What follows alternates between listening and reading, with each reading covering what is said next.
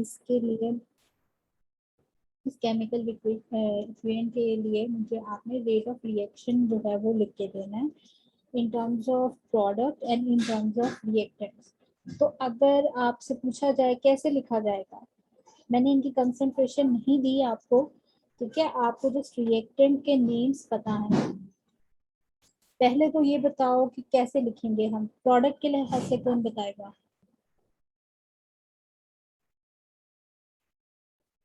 ठीक है, मायदा बताएं। मैम रेट को हम dx ओवर dt और डायरेक्टली प्रोपोर्शनल का साइन लगा के वो रेट लाए, PCl।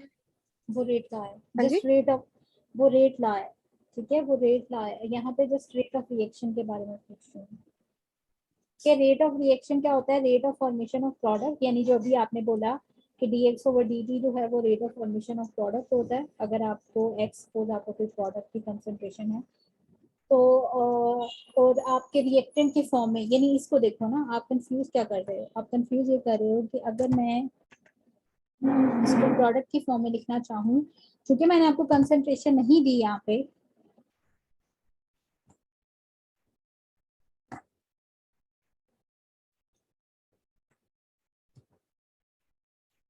कंसंट्रेशन गिवन नहीं है, बस मुझे प्रोडक्ट का नेम पता है। तो अगर कंसंट्रेशन गिवन होगी फिर आपने स्क्वायर ब्रैकेट नहीं यूज करनी, ठीक है। बट अगर कंसंट्रेशन गिवन नहीं है तो इस प्रोडक्ट की कंसंट्रेशन चूंकि मैंने लिखनी है, इसलिए मैं यहाँ पे प्रोडक्ट का नेम लिख रही हूँ, कंसंट्रेशन नहीं है ये, इसलिए मैं इसको स्क्वायर ब्रैकेट में लिख रही हूँ, ठीक है। डिवाइडेड बाय dt, ये है rate of reaction in terms of formation of product PCl5। But अब अगर मैं कंसंट्रेशन दे देती हूँ इसकी कंसंट्रेशन सपोज मैंने आपको दी कि की कंसंट्रेशन है आपके पास A, ठीक है, इसकी कंसंट्रेशन मैं दे देती हूँ B, ठीक है, इसकी कंसंट्रेशन मैं दे देती हूँ X, ठीक है। ये मैंने वैल्यूज आपको, अब अगर मैंने आपको वैल्यूज दे दी कंसंट्रेशन की, तो फिर अब आप कैसे लिखोगे कि dx ओवर dt, ये क्या है? Rate of formation of product PCl5, ये भी rate of formation of product PCl5 ही है, ठीक है। ये दोनों सेम ही है, बट यहाँ पे कंसंट्रेशन मैंने ऐड कर दी है, यानी x इज द कंसंट्रेशन, और यहाँ कंसंट्रेशन मुझे नहीं पता, तो जस्ट मैंने रिएक्टेंट का नेम स्क्वायर ब्रैकेट में, प्रोडक्ट का नेम स्क्वायर ब्रैकेट में लिखा है, जो कि ये रिप्रेजेंट कर रहा है कि यहाँ पे मैं कंसंट्रेशन की बात कर रही हूँ, ठीक है। और ये दोनों जो फॉर्म है, दोनों जो एक्सप्रेशन है मेरे पास, ये रेट ऑफ रिएक्शन के एक्सप्रेशन है, ठीक है। रेट ऑफ रिएक्शन क्या होता है? Change in concentration with respect to time. तो कंसंट्रेशन में change with respect to time किस में आता है? प्रोडक्ट में एंड रिएक्टेंट में। तो अगर आप change in concentration with respect to time की बात करेंगे तो इट मींस कि वो रेट ऑफ रिएक्शन की बात हो रही है। अभी जो आप बोल रहे थे कि मैम इसको हम इस तरह लिखेंगे कि dx over dt is directly proportional to, तो वो रेट लॉ है, यही डिफरेंस को क्लियर करना है क्लास, कि यही रेट ऑफ रिएक्शन जो है, इसको मैं अब इस फॉर्म में लिखूं कि आपका dx ओवर dt जो है वो डायरेक्टली प्रोपोर्शनल है,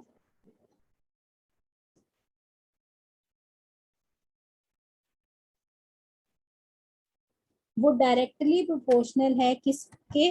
आपकी कंसंट्रेशन ऑफ रिएक्टेंट जो है उसके प्रोडक्ट के। तो रिएक्टेंट कौन कौन से हैं? एक तो है PCl3, ठीक है, दूसरा रिएक्टेंट कौन सा है? Cl2, ठीक है। ये रेट लॉ है क्लास। तो आपको अब रेट लॉ और रेट ऑफ रिएक्शन में डिफरेंस पता हो जाना चाहिए, वो उसी सूरत में पॉसिबल है कि अगर आप प्रीवियस लेक्चर पढ़ के आओ। मैम जो प्रोडक्ट है उसके साथ प्लस का साइन आएगा और रिएक्टेंट के साथ रेट ऑफ रिएक्शन में माइनस का साइन हाँ, आएगा।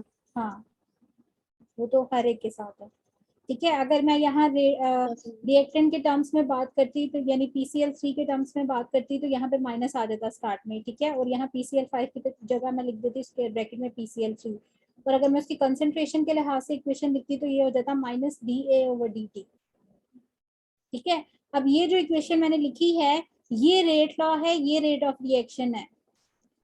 अब आपको समझ आ जानी चाहिए रेट लॉ और रेट ऑफ रिएक्शन में क्या है। रेट लॉ जो है वो आपके पास क्या है कि उसमें रेट ऑफ रिएक्शन की डिपेंडेंसी चेक करते हैं रिएक्टेंट पे, ठीक है, कि रेट ऑफ रिएक्शन जो है, रेट ऑफ रिएक्शन यानी rate of formation of product जो है वो डायरेक्टली डिपेंडेंट है कंसंट्रेशन ऑफ रिएक्टेंट के प्रोडक्ट पे। जितनी कंसंट्रेशन ऑफ रिएक्टेंट ज्यादा होगी उतनी ही आपकी जो rate of formation of product है वो ज्यादा होगी, ठीक है। इसी बेसिस पे हम रिएक्शंस को क्लासिफाई करते हैं जीरो ऑर्डर में, फर्स्ट ऑर्डर में, कि जीरो ऑर्डर वो हैं जिनमें rate of formation of product independent है कंसंट्रेशन ऑफ रिएक्टेंट पे, ठीक है। फर्स्ट ऑर्डर रिएक्शन वो हैं जिनमें rate of formation of product जो है वो डायरेक्टली प्रोपोर्शनल है कंसंट्रेशन ऑफ रिएक्टेंट की फर्स्ट पार्ट के, ठीक है। तो ये अब आपको क्लियर हो जाना चाहिए कि रेट लॉ क्या है, रेट ऑफ रिएक्शन क्या है, ये बार बार मैंने नहीं क्लियर करना आप, ठीक है। अब इसको अगर आप प्रोपोर्शनैलिटी कांस्टेंट को खत्म करोगे, यहाँ से रिमूव करोगे तो वो के लिख दोगे, आप प्रोपोर्शनैलिटी कांस्टेंट के लिख दोगे। यहाँ पे इनकी कंसंट्रेशन जो भी अगर आपको गिवन है, ए गिवन है, बी गिवन है, A minus x, B minus x given है, जो भी कंसंट्रेशन गिवन है टाइम की, वो आप यहाँ पे लिख दोगे, ठीक है। तो आपको एक्सप्रेशन लिखना आ जाना चाहिए, बाकी जो वैल्यू है वो उसके अकॉर्डिंग आपने कंसंट्रेशन अगर आपको रिएक्शन में दे दी है तो जस्ट आपने वो कंसंट्रेशन पुट करनी है। एक्सप्रेशन आपको पता हो कि आपको इस साइड पे क्या लिखना है, यहाँ क्या लिखना है, तो आपके लिए मुश्किल नहीं है, ठीक है। Yes ma'am. अच्छा, अब आ जाते हैं अपने टॉपिक पे। लास्ट टाइम हमने कौन कौन से ऑर्डर ऑफ रिएक्शंस पढ़े थे? Ma'am zero order and first order. Good. First order आधा पढ़ा था। ठीक है, जीरो ऑर्डर रिएक्शन हमने डिस्कस किया था कि जो आपका जो rate of formation of product है या रेट ऑफ रिएक्शन है, जिसे इन शॉर्ट आप रेट ऑफ रिएक्शन कह दोगे, तो वो जो है वो आपकी इंडिपेंडेंट है कंसंट्रेशन ऑफ रिएक्टेंट पे। तो अगर आपका रेट ऑफ रिएक्शन इंडिपेंडेंट है कंसंट्रेशन ऑफ रिएक्टेंट पे, तो उस केस में जो ऑर्डर ऑफ रिएक्शन होगा वो जीरो होगा। क्योंकि ऑर्डर कहाँ से कैलकुलेट किया जाता है, ऑर्डर कैलकुलेट करने के लिए आपको रेट का एक्सप्रेशन लिखना पड़ता है। फिर रेट का एक्सप्रेशन में जो आपके रिएक्टेंट की एक्सपोनेंट की वैल्यू होती है वो आपको बताती है ऑर्डर ऑफ रिएक्शन। और ऑर्डर ऑफ रिएक्शन एक एक्सपेरिमेंटल डिटरमिन्ड क्वांटिटी है जो आप केमिकल इक्वेशन से नहीं बता सकते। यहाँ चूंकि मैं पहले ही बात कर चुकी हूँ कि ये जीरो ऑर्डर रिएक्शन है, तो जीरो ऑर्डर में आपको खुद बता दिया गया है, ऑर्डर ऑफ रिएक्शन गिवन है कि यहाँ जीरो ऑर्डर रिएक्शन के लिए आपने जो है वो डिफरेंशियल और इंटीग्रल रेट लॉ जो है वो लिखना है। फिर उसके बाद रेट कांस्टेंट जो के है उसके यूनिट फाइंड आउट करने हैं, तो फिर हाफ लाइफ कैलकुलेट करके देनी है जीरो ऑर्डर रिएक्शन के लिए। आपने यहाँ इस बहस में नहीं पढ़ना कि मैम जीरो ऑर्डर जो है वो कैसे लिखा है, क्योंकि मैंने आपको पहले ही बता दिया ये जो रिएक्शन है ये जीरो ऑर्डर है। मीन्स कि इस रिएक्शन का जो रेट है या rate of formation of product P है वो इंडिपेंडेंट है कंसंट्रेशन ऑफ रिएक्टेंट ए के, ठीक है। सो इट मीन्स उसकी कंसंट्रेशन पुट करोगे, जो भी वैल्यू पुट करोगे उसकी पावर आपकी जीरो होगी, मीन्स इंडिपेंडेंट। तो जब आप उस जीरो को जो है वो अगर किसी चीज की पावर जीरो हो तो वो अल्टीमेटली वन के इक्वल होता है। तो इसके जरिए आप जो है वो एक फॉर्मूला आपके पास जो आएगा जिस मन, इसको डिफरेंशियल रेट लॉ कहा जाता है। और इसको फिर आप जब इंटीग्रेट कर लेते हो तो इंटीग्रेशन के बाद आपके पास जो इक्वेशन एक्सप्रेशन आता है उसमें कांस्टेंट ऑफ इंटीग्रेशन की वैल्यू फाइंड आउट करने के बाद जो ये लास्ट एक्सप्रेशन आता है आपके पास, इसको आप इंटीग्रेटेड रेट लॉ इक्वेशन कहते हो फॉर जीरो ऑर्डर रिएक्शन, ठीक है, जो कि equation of straight line passing through the origin expression को फॉलो कर रही है। यानी इसके लिए अगर हम ग्राफ प्लॉट करें तो ग्राफ जो है वो ओरिजिन से स्टार्ट होगा। और इसमें मैंने लास्ट टाइम हमने डिस्कस कर लिया था क्या डिपेंडेंट है क्या इंडिपेंडेंट वेरिएबल है, slope of the straight line क्या होगी, ठीक है। तो ये सारे पॉइंट्स हम डिस्कस कर चुके थे। अच्छा, अब आ जाते हैं फर्स्ट ऑर्डर रिएक्शन पे। अब फर्स्ट ऑर्डर गिवन है, फर्स्ट ऑर्डर की बात हो रही है, इट मीन रिएक्टेंट की फर्स्ट पावर के डायरेक्टली प्रोपोर्शनल होगा आपकी rate of formation of product या आपका रेट ऑफ रिएक्शन, ठीक है। अब मैं आपकी आसानी के लिए ये कर देती हूँ कि जब भी मैं रेट की बात करूँ तो आपने rate of reaction in terms of product समझ लेना है। हम रिएक्टेंट की फॉर्म में नहीं लिखते, मैंने आपको बताया था उसके लिए रीजन क्या है कि हम minus sign by convention use करते हैं।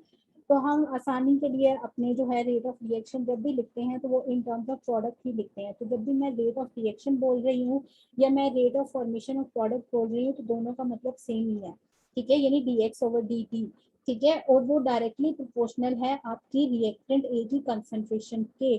तो ए जो है वो आपके पास रिएक्टेंट है, उसकी कंसंट्रेशन मैंने चूंकि अब आपको एक्सप्रेशन में दे दी है कि एट टाइम जीरो उसकी कंसंट्रेशन ए थी, और प्रोडक्ट की जीरो थी, एट टाइम टी पे जाके उसकी कंसेंट्रेशन ए माइनस एक्स हो गई है, प्रोडक्ट की कंसेंट्रेशन एक्स हो गई है। तो आपने उसकी कौन सी कंसेंट्रेशन की वैल्यू जो है वो यहाँ पुट करनी है जो टाइम टी पे गिवन हो, ठीक है।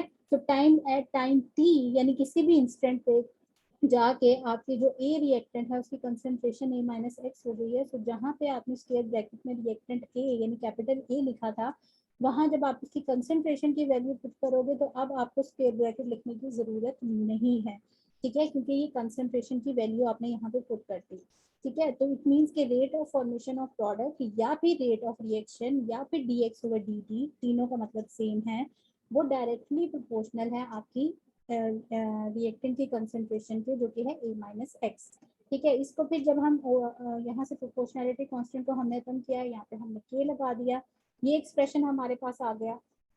इस एक्सप्रेशन को हम कह देंगे differential equation for first order reaction, ठीक है। अच्छा, अब इसको क्या करना है, हमने रीअरेंज करना है। इस इक्वेशन नंबर 1 को हम रीअरेंज कर रहे हैं। रीअरेंज करने के बाद हमारे पास हमने क्या करना है कि जो सेम वेरिएबल है उनको सेपरेट आउट कर लेना, ठीक है। तो यहाँ पे आपके पास आ जाएगा D X over A minus x is equal to के इंटू डी टी। फिर आपने क्या करना है, दोनों साइड पे इंटीग्रेशन लेनी है। इंटीग्रेशन मैंने आपसे कहा था कि अगर एक्सप्रेशन जो है ये बिल्कुल इसी तरीके से है कि डी एक्स ओवर एक्स जो है उसको अगर आप इंटीग्रेट करो तो आपके पास इंटीग्रेशन आती है नेचुरल लॉग ऑफ एक्स के इक्वल, यानी एल एन एक्स के इक्वल, ठीक है। बट उसके लिए कंडीशन ये होती है कि जो आपकी x है, जैसे यहाँ पे आपकी x है a माइनस एक्स, तो इसकी पावर को छोड़ के इसके अंदर वाली जो टर्म है उसका डेरिवेटिव इसके सामने मौजूद हो तभी आप इंटीग्रेशन अप्लाई कर सकते हो। तो इसकी पावर को छोड़ के, यानी अगर आप इसको इसका डेरिवेटिव लो with respect to X a minus X का, तो वो -1 आता है। तो अगर वो -1 यहाँ प्रेजेंट होगा तभी आप इंटीग्रेशन अप्लाई कर सकते हो। तो जब -1, इसीलिए यहाँ पे मैंने -1 लिखा है और उसको 2 दफा इसलिए लिखा है ताकि आपके एक्सप्रेशन में ना कोई डिफरेंस आए, ठीक है। आई होप आपको ये इंटीग्रेशन रूल्स पता होंगे, मुझसे ज़्यादा बताएंगे, ठीक है। जो यहाँ पे आपकी जो फॉर्मूला है वो कुछ इस तरह बन जाएगा कि natural log of x, x की जगह यानी यहाँ पे ए माइनस एक्स है, तो ये माइनस नेचुरल लॉग इंटू ए माइनस एक्स हो जाएगा is equal to k T plus सी। ये आपके पास जो इक्वेशन आ गई है, इसमें से आपने जो सी कांस्टेंट ऑफ इंटीग्रेशन है उसकी वैल्यू को फाइंड आउट करने के लिए बाउंड्री कंडीशन लगानी है। बाउंड्री कंडीशन सेम रहेगी। बाउंड्री कंडीशन का वर्ड जहाँ पे भी यूज किया जाएगा it means at time zero की बात हो रही है और एक्स जीरो की बात हो रही है, यानी ये तब की बात हो रही है जब रिएक्शन स्टार्ट नहीं हुआ तो वो टाइम जीरो था और उस टाइम कोई प्रोडक्ट नहीं बनी थी, यानी प्रोडक्ट की कंसेंट्रेशन एक्स क्या थी, जीरो। तो जहाँ आपकी एक्स लिखा हुआ है वहां आपने जीरो पुट कर देना, जहाँ टाइम टी लिखा हुआ है वहां पे भी आपने जीरो पुट कर देना। तो आपकी सी की वैल्यू यहाँ से क्या आ जाएगी, माइनस नेचुरल लॉग ऑफ ए। ये आपने constant of integration find out कर लिया।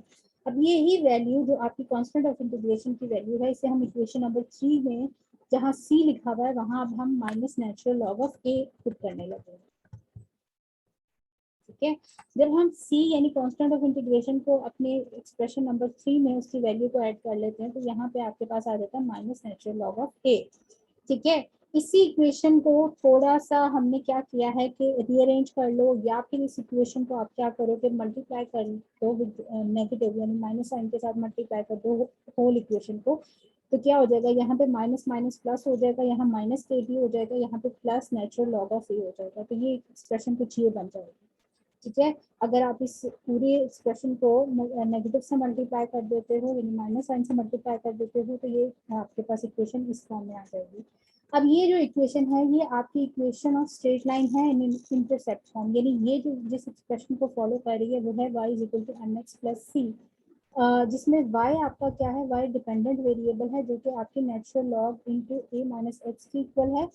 m आपकी स्लोप है जो यहाँ पे नेगेटिव स्लोप है, यानी क्योंकि माइनस साइन है आपकी स्लोप यानी k के साथ, ठीक है। तो m जो है वो स्लोप, अगर इस एक्सप्रेशन को देखते हुए हम यहाँ से स्लोप निकालें तो माइनस k आपकी स्लोप है, t आपका इंडिपेंडेंट वेरिएबल है, ठीक है, जो कि x के इक्वल है, यानी x यानी इसी एक्सप्रेशन को देखते हुए हमें को रिलेट करना है, ठीक है। क्योंकि इस एक्सप्रेशन में आपका y जो है वो डिपेंडेंट वेरिएबल होता है, m स्लोप होती है, x आपका इंडिपेंडेंट वेरिएबल होता है, c इंटरसेप्ट होती है।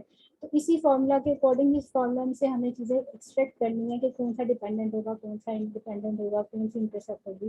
तो c जो है वो यहाँ पे नेचुरल लॉग ऑफ a यानी इंटरसेप्ट है। इसको देखते हुए अगर हम इसका ग्राफ प्लॉट करें, क्योंकि यहाँ पे स्लोप नेगेटिव है तो ग्राफ कुछ इस तरीके से बनेगा आपका, ठीक है, जिसमें आपकी अलोंग एक्स एक्सिस आप जो है वो अपना टाइम लोगे, ठीक है, जो कि आपका इंडिपेंडेंट वेरिएबल है। फिर आप जो वाई एक्सिस है वो आप अपना डिपेंडेंट वेरिएबल यानी natural log of a minus x लोगे।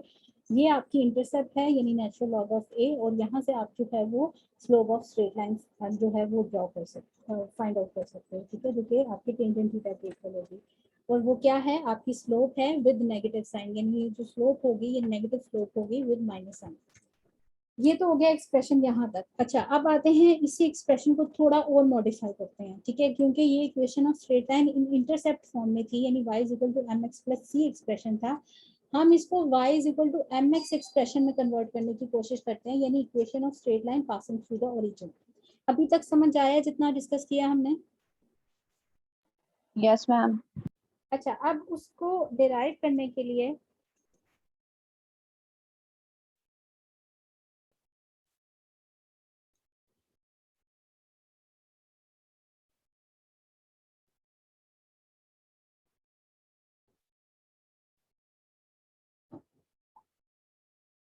अच्छा, इस एक्सप्रेशन को क्लास डिराइव करने के लिए y is equal to m x expression को आप क्या करोगे, इक्वेशन नंबर 5 यानी उसी इक्वेशन को मैं यूज कर रही हूँ जो माइनस साइन मल्टीप्लाई करने से पहले आई थी हमारे पास, यानी ये वाली, ठीक है, minus natural log of a minus x is equal to k t minus natural log of a. इस एक्सप्रेशन को मैं यूज करने लगी हूँ, ठीक है।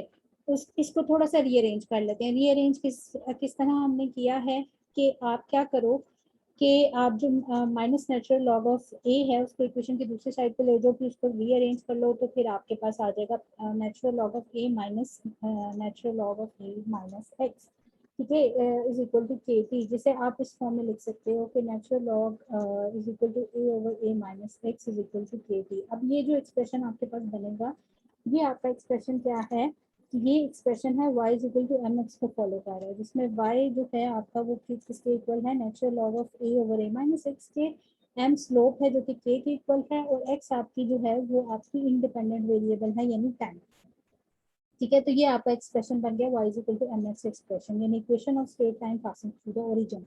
इसी एक्सप्रेशन को क्लास इस फॉर्म में भी लिखा जा सकता है। ये वाला जो एक्सप्रेशन था आपके पास अब केस में आते हैं थोड़ा सा, ये जो नेचुरल लॉग था आपको पता है ना, इसको कॉमन लॉग में कन्वर्ट करना हो तो जहाँ जहाँ आपके पास नेचुरल लॉग है वहाँ पे इसको कॉमन लॉग में कन्वर्ट करने के लिए आप 2.303 इंटू लॉग से मल्टीप्लाई कर दोगे, यानी 2.303 लॉग लिखोगे। तो यहाँ पे अगर इसी एक्सप्रेशन को आपको कहा जाए कि इस ये जो एक्सप्रेशन गिवन है ये नेचुरल लॉग की टर्म में गिवन है, आपने इसको कॉमन लॉग की टर्म में लिखना है, तो कुछ डिफरेंस नहीं करना पड़ेगा, जस्ट जहाँ पे ln गिवन है वहाँ पे ln लिखा हुआ है, जहाँ पे यानी नेचुरल लॉग लिखा हुआ है वहाँ पे आपने 2.303 इंटू लॉग लिख देना है, ठीक है। तो यही एक्सप्रेशन यहाँ पे मैंने लिख दिया है कि अगर अब एक्सप्रेशन को आपसे कह दिया जाए कि इन टर्म्स ऑफ कॉमन लॉग लिखें, तो आपने 2.303 जो है इंटू लॉग उससे आपने मल्टीप्लाई कर देना है, जहाँ जहाँ नेचुरल लॉग है वहाँ पे ये वैल्यू को कर देंगे, ठीक है। और उसको अगर आप रीअरेंज करना चाहो तो आप ये इक्वेशन कुछ इस तरह बन जाएगी कि चूंकि 2.303 एक कांस्टेंट फैक्टर है, तो आप इसको इक्वेशन की दूसरी साइड पर लेके जा सकते हो, जो कि आपके के कांस्टेंट के नीचे चला जाएगा, यानी माइनस के ओवर 2.303 आपकी इस केस में स्लोप बन जाएगी। तो इस वाले फॉर्मूला में और अब फॉर्मूला में जस्ट डिफरेंस क्या है कि आपने यहाँ पे जो स्लोप थी वो जस्ट माइनस के थी अगर नेचुरल लॉग की टर्म्स में इक्वेशन देखी जाए, बट अगर कॉमन लॉग की टर्म में इक्वेशन देखी जाए तो स्लोप माइनस के ओवर 2.303 हो जाती है। ग्राफ सेम बनेगा, ठीक है, इक्वेशन भी सेम है ऑलमोस्ट, बस वो नेचुरल लॉग के टर्म्स में है, ये कॉमन लॉग के टर्म में है। समझ आ गई ना ये?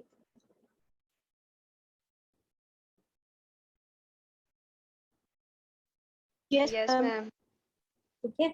अच्छा, अब आप यहाँ से class 2.303 into log of small a यहाँ पे भी लिखा गया है, जो कि यहाँ पे जाते हुए क्यों खत्म हो गया है, क्योंकि ये जब 2.303 है आपको आप इसको इक्वेशन की दूसरी साइड पे लेके जाओगे तो ये डिवाइड होगा दोनों साइड पे जाके, यानी यहाँ पे माइनस के वो 2.303 बन जाएगा और यहाँ पे जाके 2.303 into log of small A divided by 2.303 हो जाएगा। तो वो कैंसल आउट कर देंगे आपस में एक दूसरे को, तो यहाँ पे सिर्फ लॉग इंटू स्मॉल ए रह जाएगा। ठीक है। अच्छा, अब आते हैं दोबारा अपने उसी पॉइंट पे जो हम बात कर रहे थे कि हमने एक्सप्रेशन डिराइव कर लिया इंटरसेप्ट से equation of straight line passing through the origin, यानी y is equal to mx expression हमने डिराइव कर लिया। अब इसके अकॉर्डिंग हम अगर ग्राफ प्लॉट करें तो ग्राफ प्लॉट करना हमारे लिए तो ईजी इसलिए है क्योंकि यहाँ पे स्लोप हमारे पास पॉजिटिव है। फिर ग्राफ हमारा ओरिजिन से स्टार्ट होगा जिसमें हमें जो अलोंग y एक्सिस है वो हमें डिपेंडेंट वेरिएबल यानी पूरी टर्म लेनी पड़ेगी, और एक्स एक्सिस के अलोंग हमें टाइम यानी टी को लेना पड़ेगा। तो इस बेसिस पे हम अगर ग्राफ प्लॉट करें तो ग्राफ हमारा कुछ इस तरीके से आएगा, यानी ये हमारी होगी ग्राफिकल रिप्रेजेंटेशन। ठीक है। अच्छा, अब आ जाते हैं कि इसी को अगर जो है वो नेचुरल लॉ को इसको भी अगर कॉमन लॉ के टर्म में लिखा जाए तो कोई डिफरेंस नहीं है। जस्ट इसी एक्सप्रेशन को in terms of common log आप लिखोगे 2.303 into log of a over A minus x is equal to k t. ये 2.303 को आप एक्सप्रेशन की दूसरी साइड पे, इक्वेशन की दूसरी साइड पे ले जाओ तो ये आपके पास के ओवर 2.303 आ जाएगा। ये एक्सप्रेशन भी आपके पास equation of straight line passing through the origin ही है, बट यहाँ स्लोप आपकी के ओवर 2.303 के इक्वल हो गई है। ठीक है। सो ये आपके हो गई फर्स्ट ऑर्डर रिएक्शन के लिए एक्सप्रेशन। अब एक एक्सप्रेशन जो फर्स्ट ऑर्डर रिएक्शन के लिए मजीद लिखा जाता है वो एक्सपोनेंशियल फॉर्म में है, बट उससे पहले मैं आपको इसका यूनिट जो है वो हम डिस्कस कर लेते हैं। एक्सपोनेंशियल बाद में डिस्कस करते हैं। यूनिट फाइंड आउट करने के लिए जो हम y is equal to mx expression है उसको यूज करेंगे क्योंकि वो इजी होता है हमारे लिए यूज करना। अब y is equal to mx expression की जो हमारे पास इक्वेशन थी जो फॉलो कर रही थी इस एक्सप्रेशन को, वो थी natural log of a over a minus x equal to k t. यहाँ से हमने k के यानी रेट कांस्टेंट की यूनिट फाइंड आउट करने हैं, तो ये आपके पास एक्सप्रेशन कुछ इस फॉर्म में बन जाएगा 1 over time into natural log of a over a minus x. a क्या है? a कंसंट्रेशन है, a माइनस एक्स भी कंसंट्रेशन है। तो कंसंट्रेशन की यूनिट मोल पर डीएम क्यूब, मोल पर डीएम क्यूब होते हैं, और यहाँ टाइम आपके पास सेकंड में है, तो ये तो कैंसिल आउट कर देंगे। अल्टीमेटली आपके पास जो के के यूनिट रहेंगे वो रहेंगे पर सेकंड। ठीक है। So for first order reaction जो आपके पास के यूनिट है वो पर सेकंड है, और फॉर जीरो ऑर्डर रिएक्शन आपके के यूनिट क्या थे? मोल पर डीएम क्यूब पर सेकंड। ठीक है। तो ये यूनिट्स आपने याद रखनी है। फर्स्ट ऑर्डर रिएक्शन के लिए के यूनिट क्या होते हैं, जीरो ऑर्डर के लिए के यूनिट क्या होते हैं, क्योंकि कभी कभी ऐसा भी होगा पेपर में कि आपसे जस्ट फर्स्ट ऑर्डर रिएक्शन के लिए रेट कांस्टेंट का यूनिट पूछा गया। ठीक है। अब स्टूडेंट्स क्या करते हैं कि उन्हें जो है वो फाइनल एक्सप्रेशन याद नहीं होता, मतलब ये वाला एक्सप्रेशन याद नहीं है। ठीक है। वो उन्हें पूरी इक्वेशन डिराइव करके एक प्रैक्टिस की हुई है तो वहीं से वो पहले उसको डिराइव करेंगे, यानी इतना टाइम उसको वेस्ट करेंगे, हालांकि उसके आपके मार्क्स भी नहीं है। ठीक है। आप डिराइव करो ना करो, आपसे जो पूछा गया है वो ये पूछा गया है कि आपने डिराइव करने units of rate constant for first order reaction. तो वो तो आप सिंपली फॉर्मूला अगर आपको पता है फॉर्मूला लिखो, उसके बाद यूनिट्स पुट करो, यूनिट आप निकालो। ठीक है। निकाल के डिराइव यूनिट जो है वो आपने फाइंड आउट करके लिख देना है। लेकिन अगर वो उसी सूरत में पॉसिबल है आपको फॉर्मूला जो है वो बाय हार्ट याद होगा। अगर आपको फॉर्मूला नहीं याद होगा तो आप अपना बहुत सा टाइम वेस्ट करोगे उस एक्सप्रेशन तक पहुंचने के लिए जिसको यूज करके आपने रेट कांस्टेंट की यूनिट फाइंड आउट करनी है। तो इट मीन्स कि आपको फाइनल एक्सप्रेशन भी याद होने चाहिए। ठीक है। अच्छा, फिर आ जाते हैं हाफ लाइफ पे। हाफ लाइफ पे अगर हम देखें तो हाफ लाइफ अब क्या होती है कि जिसमें हाफ ऑफ द रिएक्टेंट वो टाइम पीरियड जिसपे हाफ ऑफ द रिएक्टेंट आपके प्रोडक्ट में चेंज हो जाता है। तो इट मीन्स कि आपका वो जो हाफ लाइफ है उसको आप रिप्रेजेंट करोगे टी हाफ से, और इस टाइम पीरियड पे आपका जो a/2 है यानी half of the concentration of reactant है वो इक्वल हो गई है प्रोडक्ट में। ठीक है। तो इट मीन्स कि जहां जहां आपका x गिवन है, x लिखा हुआ है, वहां आप a/2 पुट कर सकते हो या 0.5 a पुट कर सकते हो। जिस भी a/2 पुट करने से आपसे कैलकुलेशन इजीली होती है वैसे कर लो, या 0.5 a पुट करने से कैलकुलेशन इजी होती है वैसे कर लो। ठीक है। तो ये एक्सप्रेशन है, इस एक्सप्रेशन में अब अपनी वैल्यूज हम ऐड करते हैं। तो जहाँ x है वहाँ 0.5 a लिख देंगे हम, या a/2 लिख देंगे, और जहाँ t है वहाँ t हाफ लिख देंगे। इसको करेक्ट कर लेना, यहाँ t हाफ लिखना है आपने। ठीक है। यहाँ पे भी t हाफ लिखना है। तो नेक्स्ट आ जाए तो हमारे पास a माइनस a/2 के अकॉर्डिंग कैलकुलेशन करो, या a माइनस 0.5 a करो, तो ये अल्टीमेटली 1 माइनस 0.5 a 1 माइनस 0.5 होगा ना, तो 1 माइनस 0.5 0.5 ही होता है। ठीक है। तो ये आपके पास आ जाएगा 0.5 a। ऊपर आपके पास ए है तो 0.5 ए जो है इंटू 2 आपके पास कितना हो जाएगा, या ए और ए कैंसिल हो जाएंगे तो 1 डिवाइडेड बाय 0.5 आपके पास 2 हो जाएगा। नेचुरल लॉग ऑफ 2 आपके पास 0.693 के इक्वल होता है। तो यहाँ से आपके पास टी हाफ किसके इक्वल आ जाएगा, t half will be equal to 0.693 is equal to के इंटू टी हाफ, और यहाँ से टी हाफ जो है वो इक्वल है 0.693 ओवर के। तो आप फर्स्ट ऑर्डर रिएक्शन के लिए क्या कंक्लूजन यहाँ इस एक्सप्रेशन से जो है कंक्लूड करोगे, वो ये है कि आपकी जो हाफ लाइफ है फॉर फर्स्ट ऑर्डर रिएक्शन वो इंडिपेंडेंट है कंसंट्रेशन ऑफ रिएक्टेंट के। ठीक है, इससे पहले जितने एक्सप्रेशन हमने देखे हैं वहाँ पे आपको जो जीरो ऑर्डर वाला रिएक्शन हमने देखा था उसमें आपको जो है वो कंसंट्रेशन ऑफ रिएक्टेंट नजर आ रही थी, बट इन दिस केस आपको हाफ लाइफ एक्सप्रेशन में कंसंट्रेशन ऑफ रिएक्टेंट जो है वो नहीं है। तो इट मीन्स कि आपका जो हाफ लाइफ है फर्स्ट ऑर्डर रिएक्शन की जो हाफ लाइफ होती है वो कंसंट्रेशन ऑफ रिएक्टेंट पे डिपेंडेंट नहीं होती, यानी कंसंट्रेशन ज़्यादा करने से या कम करने से रिएक्टेंट की उन रिएक्शन के लिए जिनका ऑर्डर फर्स्ट है उनकी हाफ लाइफ में कोई चेंज नहीं आता, उनकी हाफ लाइफ में कोई फर्क नहीं आता। ठीक है, सो ये हमारे पास इस एक्सप्रेशन के अकॉर्डिंग जो है वो कंक्लूजन है। यहाँ पे क्लास समझ आ गई है?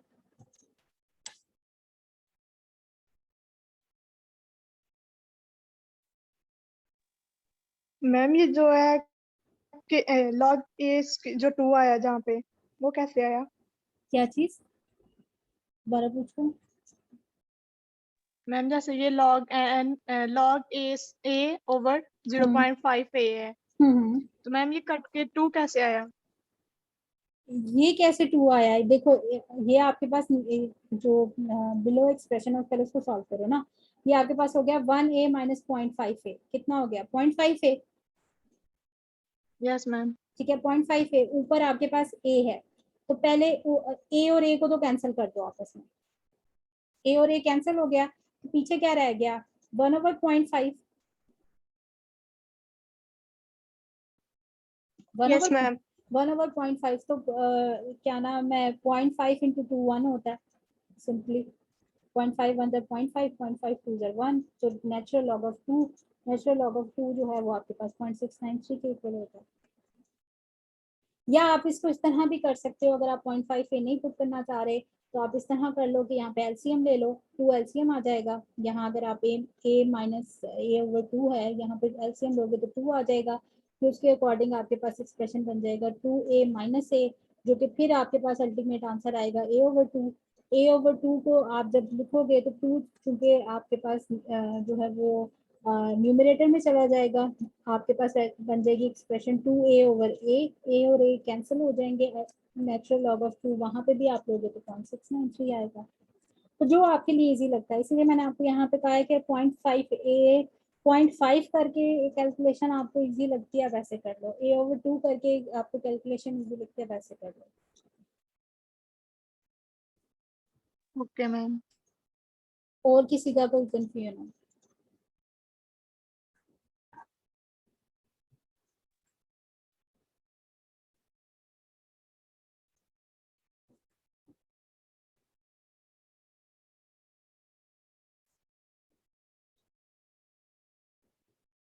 अच्छा, क्लास जो आपकी नेक्स्ट क्लास होनी है आपकी कैंपस में नेक्स्ट वीक से, ठीक है, उस क्लास में मैं कोशिश करूँगी आप जो आपकी फर्स्ट क्लास हो उसमें तो हम पढ़ेंगे, जो नेक्स्ट आपकी क्लास होगी उसमें मैं जीरो ऑर्डर और फर्स्ट ऑर्डर रिएक्शन का आपसे क्विज लूँगी। ठीक है, ताकि आप लोग साथ साथ इसको कवर करते रहो, ये नहीं है कि आप इसको इकट्ठा करते रहो और फिर जब हम सारा चैप्टर कंप्लीट कर लें तब आप प्रैक्टिस कर रहे हो। ठीक है, तो आपने ये जो आपके पास वीकेंड आ रहा है इसमें आपने इन दोनों की प्रैक्टिस करनी है, ताकि नेक्स्ट वीक जब भी हमारी क्लास होती है तो आपको मैं इन्फॉर्म कर दूंगी कि मैंने कब यूज लेना है, बट आप मेंटली प्रिपेयर हो इसके हवाले से। ठीक है, अच्छा अब आ जाते हैं अब हमने छोड़ा था एक्सपोनेंशियल फॉर्म। ठीक है, जो मैंने कहा था पहले हम यूनिट देख लेते हैं, हाफ लाइफ देख लेते हैं, फिर इस पे आते हैं। अच्छा, इसी एक्सप्रेशन को एक्सपोनेंशियल फॉर्म में भी लिखा जा सकता है। एक्सपोनेंशियल फॉर्म में लिखने के लिए क्या करना पड़ेगा, आपको y is equal to mx expression वाली जो इक्वेशन थी वो यूज करनी पड़ेगी, जो हमने यूनिट फाइंड आउट करते हुए भी यूज की है, जो हमने हाफ लाइफ फाइंड आउट करते हुए भी यूज किया है। ठीक है, जो कि आपके पास है natural log of a over a minus x is equal to k t. इसको यूज किया। अब आपने क्या करना है कि एंटी लॉग ले लेना है दोनों साइड्स पे। जब आप एंटी लॉग ले लोगे इक्वेशन की दोनों साइड्स पे तो क्या होगा, ये तो खत्म हो जाएगा, ठीक है। और लेकिन ये वाली जो है वो एक्सपोनेंशियल की पावर यानी ई रेज टू पावर, ई की पावर बन जाएगी एक्सपोनेंशियल की। तो यहाँ पे अब आपके पास एक्सप्रेशन क्या हो जाएगा, a over A minus x is equal to e raise to power q t, ठीक है। अब आप क्या करो, इस इक्वेशन को इन्वर्ट कर लो। जब आप इन्वर्ट करोगे तो ये हो जाएगा a over A minus x over ए, ठीक है। और यहाँ पे आपके पास जब आप इसको इन्वर्ट करोगे तो इस इक्वेशन की साइड पे आपके पास नेगेटिव आ जाएगा यानी माइनस साइन आ जाएगा, तो ये हो जाएगा ई रेज टू पावर माइनस के टी, ठीक है। अब आप इसको रीअरेंज कर लो तो आपके पास एक्सप्रेशन बन जाएगा a minus x is equal to a into exponential raise to power minus k into t यानी टाइम। तो ये आपके पास जो फॉर्म है ये है exponential form of the first order reaction. इसके लिए अगर ग्राफ प्लॉट किया जाए तो ग्राफ जो है वो इस तरह आता है कि ए माइनस एक्स को अलोंग वाई एक्सिस लेते हो आप, ठीक है, टाइम को अलोंग एक्स एक्सिस लेते हो। और ग्राफ कुछ इस तरीके से आता है कि ये जो आपको स्लोप नजर आ रही है या जो ये फॉल नजर आ रहा है, फॉलिंग स्लोप नजर आ रही है, it means exponential decrease in A minus x, यानी यहाँ पे जो आपका टाइम और ए माइनस एक्स का रिलेशन है वो एक्सपोनेंशियल रिलेशन है। और इट मीन्स कि यहाँ पे आपकी जो कंसंट्रेशन में इंक्रीज या डिक्रीज आता है विद रिस्पेक्ट टू टाइम वो एक्सपोनेंशियली आता है, यानी बहुत फास्ट इंक्रीज या डिक्रीज आता है। क्योंकि रिएक्टेंट के टर्म्स में बात कर रहे हैं तो उसकी कंसंट्रेशन क्योंकि डिक्रीज करती है with the passage of time, तो यहाँ पे एक्सपोनेंशियली डिक्रीज करेगी with the passage of time. और एक्सपोनेंशियली का मतलब होता है कि आपके पास फॉलिंग स्लोप जो है वो बहुत रैपिड आएगी, ठीक है। समझ आ गए यहाँ पर? Yes ma'am. अच्छा, फिर उसके बाद क्लास जिस तरह उस मुझसे ग्रुप में किसी स्टूडेंट ने पूछा था कि मैम जो आप शेयर कर रही हैं उसमें हम थॉरली रीड करें। तो क्लास ये जो चैप्टर्स हैं, ये जो फिजिकल केमिस्ट्री है, ये उसी तरीके से है जिस तरह आपके मैथ बेस, ठीक है, क्योंकि यहाँ पे मेन फोकस हमारा जो है वो डेरिवेशन से है, डिराइव करने से है, फर्स्ट ऑर्डर एक्सप्रेशन को डिराइव करना, उसके लिए रेट कांस्टेंट को इंटीग्रेट किया है, जो आपके डिफरेंशियल रेट लॉ है, आपके पास हाफ लाइफ है, उसको कैलकुलेट करना, ठीक है। तो आपको जो है वो ऑर्डर ऑफ रिएक्शन की डेफिनेशन आती हो, आपको रेट लॉ एक्सप्रेशन लिखना आता हो, आप सारा ग्राफ प्लॉट करो, जिस तरह मैंने किया है उसी तरह आप सारा लिखोगे, आपको मार्क्स मिल जाएंगे। आपको बीच में डिटेल आप थ्योरी याद करने की ज़रूरत नहीं है अभी तक, ठीक है। थ्योरी कहाँ पे याद करने की ज़रूरत है, जहाँ पे मैं आपसे कहूँगी कि यहाँ पे आप थ्योरेटिकली इसको याद करो, ठीक है। हाँ, अलबत्ता जो इनकी एग्जांपल्स हैं उनको एक दफ़ा देखना लाजमी है कि जैसे आपके पास फर्स्ट ऑर्डर रिएक्शन है तो उसकी कौन कौन सी एग्जांपल्स हो सकती हैं। जैसे यहाँ पे फर्स्ट ऑर्डर रिएक्शन की एग्जांपल क्या है, डिकम्पोजिशन ऑफ हाइड्रोजन पेरोक्साइड। इसकी जो आप H2O2 की डिकम्पोजिशन जो है प्लैटिनम की प्रेजेंस में, प्लैटिनम यहाँ as a catalyst role play कर रहा है, तो इस केस में ये जो रिएक्शन है ये फर्स्ट ऑर्डर रिएक्शन है, ठीक है। इसी तरह जो हाइड्रोलिसिस ऑफ एस्टर है, तो यहाँ पे आप कहोगे कि मैम दो रिएक्टेंट इन्वॉल्व हैं तो अगर हम इसका रेट लाइफ एक्सप्रेशन लिखें तो कभी भी फर्स्ट ऑर्डर नहीं होना चाहिए। तो यहाँ पे ये रीज़न होता है कि जब आप हाइड्रोलिसिस ऑफ एस्टर करते हो तो वाटर को आप एक्सेस में लेते हो, तो जो क्वांटिटी जो रिएक्टेंट जो है वो एक्सेस में लिया जाता है उसकी कंसंट्रेशन जो है वो रेट को कंट्रोल नहीं करती, जो आपका लिमिटिंग रिएक्टेंट होता है वो कंसंट्रेशन जो रेट ऑफ रिएक्शन है उसको कंट्रोल कर रहा होता है, जो कि यहाँ पे आपका एस्टर है। तो इस अल्टीमेटली ये रिएक्शन भी आपका फर्स्ट ऑर्डर ही बन जाता है। यहाँ पे भी यही रीज़न है कि आपकी जो इन्वर्जन ऑफ केन शुगर है, यहाँ पे भी आपका जो रिएक्शन है ये भी फर्स्ट ऑर्डर रिएक्शन की ही एग्जांपल है। तो ये सारे फर्स्ट ऑर्डर रिएक्शन की एग्जांपल है, एग्जांपल्स आपको आनी चाहिए, एग्जांपल्स आपको लिखनी आनी चाहिए, ठीक है। यहाँ तक समझ आ गई?